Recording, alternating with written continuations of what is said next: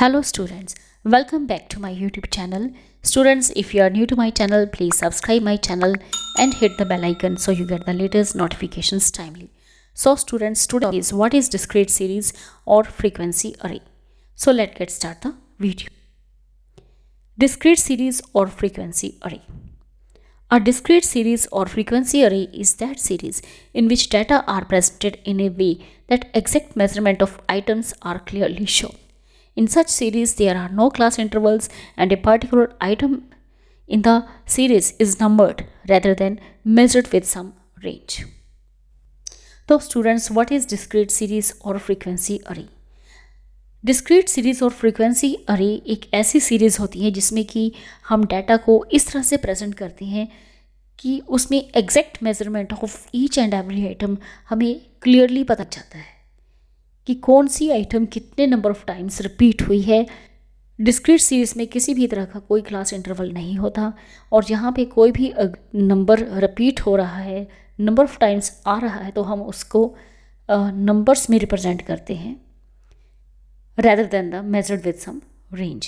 उसे हम एक रेंज के थ्रू इंडिकेट नहीं करते बल्कि एज ए फ्रीक्वेंसी हम उसे रिप्रेजेंट करते हैं कि कौन सा नंबर ऑफ टाइम्स रिपीट हुआ है. तो यहाँ पर एक इलस्ट्रेशन है जिसकी हेल्प से हम अंडरस्टैंड करते हैं कि डिस्क्रीट सीरीज और फ्रीक्वेंसी अरे किस तरह से हो सकती है. Illustration 20 students of class 11th have secured the following marks. तो यहाँ पे हमें क्लास 11th के 20 स्टूडेंट्स के मार्क्स हमें दे रखे हैं और हमें इन्हें प्रेजेंट करना है इन अ डिस्क्रीट सीरीज़. हमें इन्हें इस तरह से प्रेजेंट करना है, एक टेबल के थ्रू हमने प्रेजेंट करना है और ये टेबल जो है इसका बेस होगा डिस्क्रीट सीरीज़ में हम इसे किस तरह से रिप्रेजेंट करते हैं. Present the table as a frequency array. Solution, तो यहाँ पे हम 3 कॉलम्स बनाएंगे.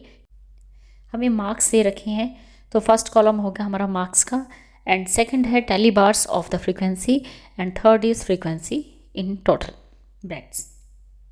तो फर्स्ट जो नंबर है हमारा सीरीज़ में वो है 11, देन उसके बाद है 12, देन उसके बाद है 14, देन उसके बाद है 16, 17, 18, 20. तो हमने सभी नंबर्स को अच्छे से चेक करना है, कोई भी नंबर हमारा छूटना नहीं चाहिए. तो सारे नंबर्स हमने लिख लिए.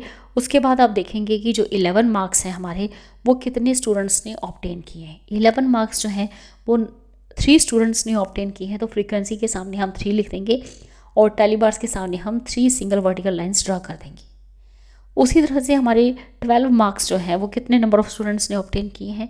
पूरी सीरीज़ आप देखेंगे अच्छे से तो 12 मार्क्स सिर्फ एक स्टूडेंट्स ने ऑब्टेन किए हैं. इट मीन्स फ्रीक्वेंसी जो है 1 है.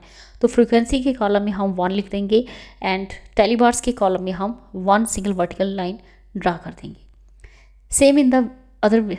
तो नेक्स्ट भी हम नेक्स्ट नंबर जो है 14 मार्क्स. तो 14 मार्क्स जो है ऑब्टेन किए हमारे 4 स्टूडेंट्स ने. तो फ्रीक्वेंसी कॉलम में हम 4 लिख देंगे और टेली बार्स के सामने हमने 4 सिंगल वर्टिकल लाइंस ड्रा कर देनी है और ये रिप्रेजेंट करता है 4 को. In the same way next number जो है हमारा 16 मार्क्स ऑब्टेन किए हैं 2 स्टूडेंट्स ने. तो फ्रीक्वेंसी कॉलम में हम 2 लिख देंगे एंड टेली बार्स के कॉलम में सिंगल 2 वर्टिकल लाइंस ड्रा कर देंगे. इन द सेम वे हम बाकी नंबर्स को भी कुछ इस तरह से रिप्रेजेंट करेंगे एंड टोटल करेंगे फ्रीक्वेंसी का तो वो बनता है 20 students. Means number of students कितने हैं 20. तो फ्रीक्वेंसीज का जो टोटल है वो भी 20 आना चाहिए. तो कुछ इस तरह से हम डिस्क्रीट सीरीज़ और फ्रीक्वेंसी अरे को रिप्रेजेंट करते हैं थ्रू दिस टेबल. तो इस टेबल से आप क्लियरली अंडरस्टैंड कर सकते हैं कि यहाँ पे एग्जैक्ट मेजरमेंट ऑफ आइटम्स हमें शो होता है सब कुछ.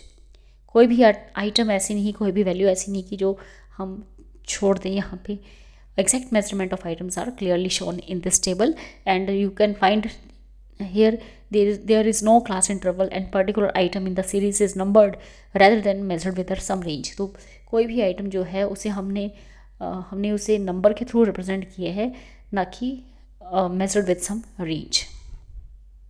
Discrete series present the data in a very brief form. तो स्टूडेंट्स जब भी हम डाटा को प्रेजेंट करते हैं थ्रू डिस्क्रीट सीरीज़ तो इसमें डाटा जो है काफ़ी ब्रीफ फॉर्म में हमें रिप्रेजेंट करना होता है. However, this type of presentation of the data becomes difficult when there is a large mass of data and a large number of small frequencies.